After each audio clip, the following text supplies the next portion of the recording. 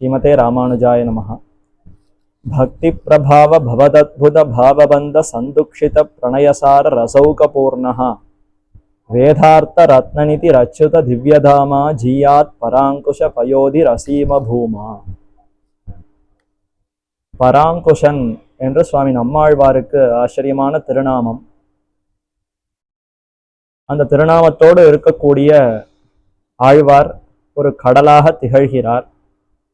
பராங்குஷ பயோதிஹி அசீம பூமா, எல்லையில்லாத பெருமை கொண்டிருப்பவராய், பெரிய சமுத்திரத்தை ஒத்திருப்பவராய் பராங்குஷருங்கிற ஆழ்வார் விளங்குகிறார். சமுத்திரம்னு சொன்னால் நிறைய ஜலம், நீர் நிரம்பி காணப்படும்.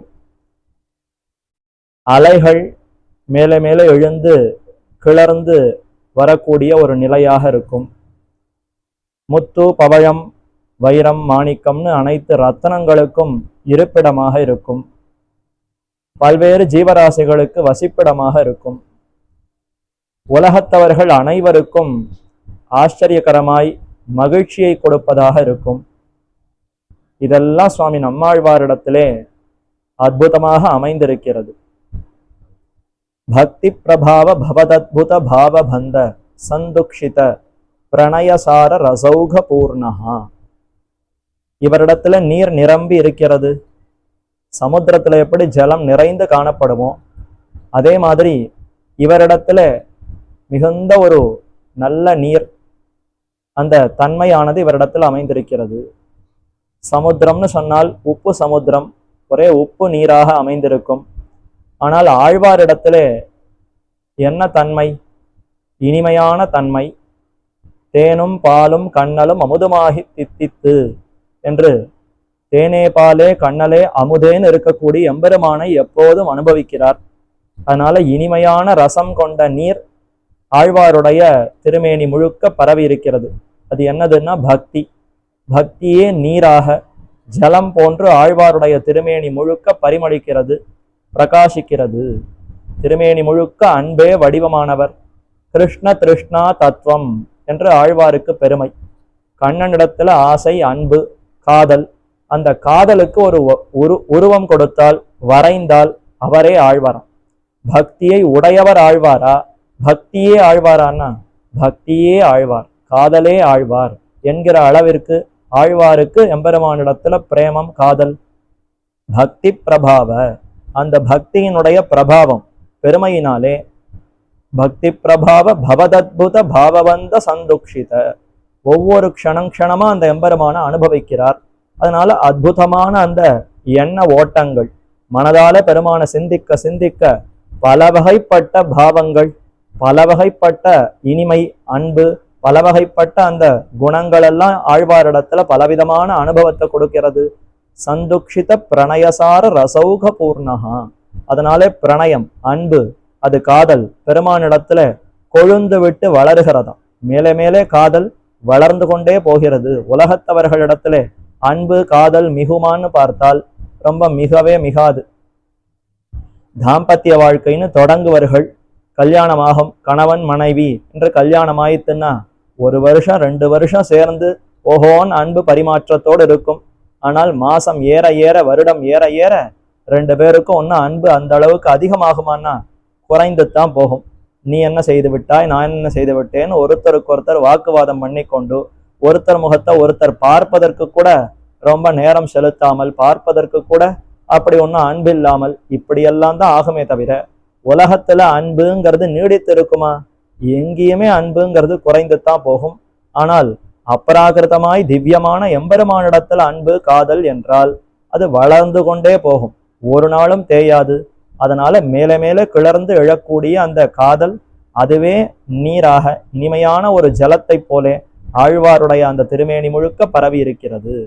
பிரணயசார ரசௌக பூர்ணஹ வேதார்த்த ரத்னநிதி ரச்சுத திவ்யதாமா. எம்பெருமானுக்கு வசிப்பிடமாக அந்த சமுத்திரம் இருக்கிறது. க்ஷீரசமுத்திரம், திருப்பார்கடல்ங்கிறது பெருமான் வசிப்பதற்கு ஒரு இடம் தானே. அந்த பார்க்கடலை போலே மற்ற சமுத்திரங்கள், கடலும் பெருமானுக்கு இருப்பிடம். அதே போல நம்மாழ்வார் ஒரு கடல்னா அவரும் பெருமானுக்கு இருப்பிடம். அச்சுதனுடைய திவ்யமான தாமம். அச்சுதன் எம்பெருமான் ஒருவரையும் நழுவ விடாதவர். நச்யாவயதி, பக்தர்களை ஒருபோதும் கைவிட மாட்டார். பக்தர்களிடத்திலிருந்து தானும் நழுவி செல்ல மாட்டார். அப்படிப்பட்ட அச்சுதனுக்கு மேலான உயர்ந்த அன்பு பெருகி இருக்கக்கூடிய ஒரு இருப்பிடம், வசிப்பிடம் அந்த எம்பெருமான். வேதார்த்த ரத்னநிதி அச்சுத திவ்யதாம, வேதார்த்தங்களுக்கு ரத்ன நிதி. சமுத்திரம்ங்கிறது ரத்னங்களை கொண்டிருக்குமா, ரத்னங்களுக்கு இருப்பிடம். இந்த தமிழ் வேதமாகிற திவ்ய பிரபந்தத்தை ஆழ்வார் கொண்டிருக்கிறார். அந்த பாசுரங்களே ரத்னங்கள். வேதார்த்த ரத்னம், வேதங்களினுடைய மேலான அர்த்தங்களை தன்னிடத்துல கொண்டிருக்கக்கூடிய அந்த ஆழ்வார் வேதார்த்த ரத்ன நிதிகி. அப்படி ஒரு சமுத்திரமாக இருப்பவர். ஜீயாத், நன்கு விளங்கட்டும். பராங்குஷ பயோதி ரசீம பூமா என்று கொண்டாடப்படுகிறார். ஆழ்வாருக்கு பராங்குஷன்னு திருநாமமா. பராங்குஷன் என்றால் என்ன அர்த்தம்? பரர்கள், யாரெல்லாம் வேதத்துக்கு புறம்பானவர்களோ, வேதத்தை இசையாதவர்கள், வேதத்தை ஒப்புக்கொள்ளாதவர்கள் பாக்கியர்கள். வேதத்தை இசைந்து ஒப்புக்கொண்டு அதிலே தவறான அர்த்தங்களை சொல்லுபவர்கள். வேதத்துல சொல்லியிருக்கிற வாக்கியத்துக்கு சரியா அர்த்தத்தை சொல்லாமல் மாற்றி மாற்றி குத்சித திருஷ்டி, சரியான பார்வையில அதை நோக்காமல் தவறான பார்வையிலே தவறான கண்ணோட்டத்தோடு தவறான அர்த்தங்களை சொல்லுபவர்கள், இவர்களெல்லாம் பரர்கள். இந்த பரர்களை என்ன செய்கிறார்னா அங்குஷத்தை போல அடக்கி வைக்கிறார். அங்குஷம்ங்கிறது எப்படி ஒரு யானையை கட்டுப்படுத்துமோ, ஒரு பெரிய யானையை ஒரு சின்ன அங்குஷம் மாவட்டியை வைத்து பாகன் அடக்கி விடுகிறான். அத மாதிரி இப்ப ஆழ்வார் திருமேனி என்னமோ சின்னதாக இருக்கும், அவருடைய பாசுரங்களும் சின்னதாகத்தான் இருக்கும். ஆனால் அதை வைத்து கொண்டே பரர்கள், ரொம்ப நிறைய சூழ்ந்திருக்கக்கூடிய எத்தனையோ அந்த பரர்கள், அதாவது வேத பாக்கியர்கள், குதிருஷ்டிகள், எதிர்த்திருப்பவர்கள் எத்தனை பேர் பலராக இருப்பினும் அத்தனை பேரையும் அடப்பதற்கு, அடக்கி வைப்பதற்கு தாம் ஒருவரே அங்குஷத்தை போல திகழ்கிறார். ஆழ்வாருடைய வாக்கு திவ்ய சூக்தின்னு சொன்னால் அதை அப்படியே அவர்களெல்லாம் இசைந்துத்தான் ஆக வேண்டுமே தவிர அதற்கு மேலே வாதம் செய்து அத்தை மறுக்கிறோம்னு சொல்லுவதற்கு யாருமே கிடையாதாம். அப்படி பராங்குஷன் என்று திகழ்கிறார். அப்ப பிறர்களையெல்லாம் அடக்கி வைக்கிறார். அது மட்டும் அவருக்கு பெருமை. பரன்னு சொன்னால் எம்பெருமான், அவர்தானே பரமாத்மா, நாமெல்லாம் ஜீவாத்மா. அப்ப பரன் என்றால் மேன்மை கொண்டிருக்கக்கூடிய பரமாத்மா, அவரையே அடக்கி வைக்கிறார். மத்தையோர்களை அடக்கி வைப்பது ஒரு பக்கம் இருக்கட்டும், அனைவருக்கும் மேம்பட்டவரா இருக்கக்கூடிய பரமாத்மாவையும் தன் வசமாக ஆக்கி அடக்கி வைக்கிறாராம். கலக்கவேள் கடலேள் மலை உலகேழும் கையக்கடாய் உலக்கத் தேர்கொடு சென்னமாயம் உட்பட மத்தும் பல வலக்கையாழி இடக்கை சங்கம் இவையுடை மால்வண்ணனை மலக்கு நாவுடையேற்கு மாறுளதோ இம்மண்ணின் மிசையே. இந்த பூமியில நமக்கு நிகருள்ளதோ, நமக்கு சமம் யார் இருக்கிறார் என்று தாமே சந்தோஷமாக ஆழ்வார் தெரிவிக்கிறார். என்ன அப்படி என்ன உமக்கு பெருமை? வலக்கையாழி இடக்கை சங்கம், சங்க சக்கரங்களை ஏந்தி இருக்கக்கூடிய மால்வண்ணன், அழகான அந்த மேகவண்ணனா இருக்கக்கூடிய எம்பெருமானை மலக்கு நாவுடையேற்கு, அவன் அப்படியே மலங்கும்படி பெருமானே அப்படியே வியக்கிறாராம். இப்படி கூட நம்மை அனுபவித்து பாட முடியுமா என்று எம்பெருமான் கூட ஒரு க்ஷணம் ஆச்சரியப்படுகிற அளவிற்கு. அது மட்டுமா, எம்பெருமான் வசப்பட்டு விடுகிறான். ஆழ்வார் என்ன சொல்றாரோ அதை கேட்டு நடக்கும்படி பெருமானே இவருடைய வசத்துக்கு வந்து விடுகிறார். அதைத்தான் மலக்கு நாவுடையேற்கு, தன் வசமாக ஆக்கி கொள்ளக்கூடிய அளவிற்கு சாமர்த்தியமுடையவர் ஆழ்வார். அப்படி திரு நா வீருடைய பிரான் என்று அனுபவித்தோமே, அவ்வளவு அழகான வாக் வைபவம் தம்முடைய நாக்கினாலே அந்த பாசுரங்களை எல்லாம் பாடி பெருமானை தென்னா தெனா தென்னா தெனாவென்னு வண்டுமுரளும் திருவேங்கடத்து, தென்னாவென்னும் என்னம்மான் என்று பெருமானை அப்படியே தலையை அசைக்கிறாராம். பெருமான் மகுடம் சாய்க்கும்பண்ணம் கவி சொல்லவல்ல ஞானத்தமிழ் கடலே என்று கொண்டாடுகிறார்கள் பெரியோர்கள் எல்லோரும். பெருமானுடைய கிரீட்டத்தை அசைத்து அசைத்து ஆம் ஆம் நன்னாக பாடினீர், பேஷ் பலா என்று எப்படி சங்கீத ரசிகர்கள் சங்கீதத்தை கேட்டா தலை அசைப்பார்களோ, அது மாதிரி ஆழ்வாருடைய அந்த பாசுரங்களை கேட்டு பெருமான் நன்றாக தலையை அசைத்து அசைத்து மகிழ்கிறானா. யாருக்கும் தலையை அசைக்க மாட்டார். பிரம்மா முதலான தேவர்கள், பெருப்பெருத்த ரிஷிகள் வந்து நாராயண ஸ்துதித்தாலும் ஒன்னுத்துக்கும் மயங்க மாட்டார்.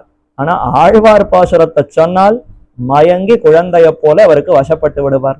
அப்ப பரனான எம்பெருமானையும் அவர் ஒரு யானையை போலே தென்னானாய் வடவானாய் குணபாலானாய் குணபால மதையானாய் என்ற யானையை போலே எம்பெருமானும் தன் இஷ்டத்துக்குத்தான் யானை செய்யும், பெருமானும் தன் இஷ்டத்துக்குத்தான் நடந்து கொள்ளுவார். அது மாதிரி யானையோட எம்பெருமானுக்கு பல ஒற்றுமைகள். இப்படி யானையை போல இருக்கக்கூடிய எம்பெருமான் தரியார்ந்த கருங்களிரே போல நின்று தடங்கண்கள் பனிமல்கும் தன்மையானை என்ன சின்ன கண்ணன் கருநிற வண்ணன் குட்டி யானையை போல இருப்பாராம். ஏலவார் குழலன் மகந்தாலோ வேழப்போதகம் அன்னவந்தாலோ என்று குலசேகராழ்வார் தாலேலோ பாடும் பொழுது வேழப்போதகம் யானை குட்டி போல இருக்கக்கூடிய கண்ணனேன்னு சொல்லி தாலாட்டு பாடுகிறார். அப்ப சற்று பருமனாகத்தான் கண்ணன் இருப்பார். யானை குட்டியை போலத்தான் அழகா பார்ப்பதற்கு அத்தனை அழகோடு திகழ்வார். அந்த யானையை அடக்குவதற்கு அங்குஷம் வேண்டுமே. அவர் யாரிடத்துல வசப்பட்டு கிடப்பார்னா இதோ நம்மாழ்வாரிடத்துல வசப்பட்டு கிடப்பார். அவருடைய பாசுரத்தை தாண்டி கூட செல்ல மாட்டாராம். மத்தையோர்கள் யார் துதித்தாலும் மீறி விடுவார். ஆனா பராங்குஷனுடைய ஒரு சொல் கவி ஒரு பாதத்தின் மீன் செல்லுமே தொல்லை மூல பரம் சுடரே. அந்த பரம் சுடரான எம்பெருமான் இவருடைய ஒரு பாதத்தின் முன்ன கூட செல்ல மாட்டாராம். இவருடைய 4 பாதங்கள் கொண்டிருக்கக்கூடிய ஒரு பாசுரம் முழுக்க கூட சொல்ல வேண்டாம். ஒரு பாசுரத்துல ஒரு பாதம் ஒரு சின்ன பகுதியை சொன்னால் கூட அப்படியே பெருமான் கட்டுப்பட்டு நிற்பரை தவிர அதை மீறி செல்லுவார் என்பது கிடையாது. இன்றைக்கும் கோவில்களிலே நம்மாழ்வாருடைய திருவாய்மொழி அனுசந்தானம்னு சொன்னால் பெருமான் ஆசனத்திலே நின்று அமர்ந்துதான் கேட்க வேண்டும். அது எங்கோ புறப்பாடுகளிலோ வேறெங்கோ வெளியில யாத்திரையாக செல்லும் பொழுதோ அங்கெல்லாம் கிடையாது. தனியா அதற்குன்னு ஒரு இடத்துல ஆஸ்தானத்துல பெருமான் இருந்து பாசுரங்களை கேட்டருளுகிறான்.